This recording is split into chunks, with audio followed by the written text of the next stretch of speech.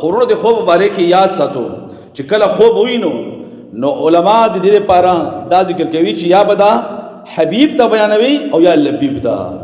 حبیب څه ته ویل شي؟ تا ملګری ده، خیر خوا ده، پوهېږي چې دا خیر خوا ده، هغه ته خوب بیانوي. او یا دا لبیب ده، هوښیار ده. که ناپوهه سړي ته د خوب بیان کوه غلط تعبیر ته وبس.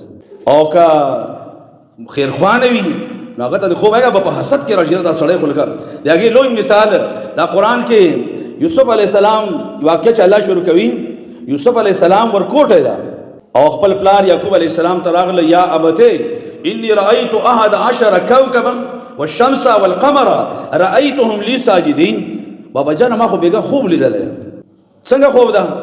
ما ولیدل چې یو لستوري، یو نور، یو سپوږمۍ ما ته سجده کوي.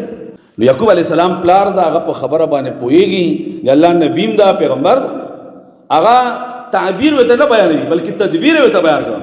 ورته څه وایي چې لا تخصص رؤیاک علی اخوتک، بچیه ګوره دا خوب دې ورونو ته ونه وایي فیکیدو لک کیدا، تا خلاف مکر او چل جوړ کی. ځکه ان الشیطان للانسان عدو مبین.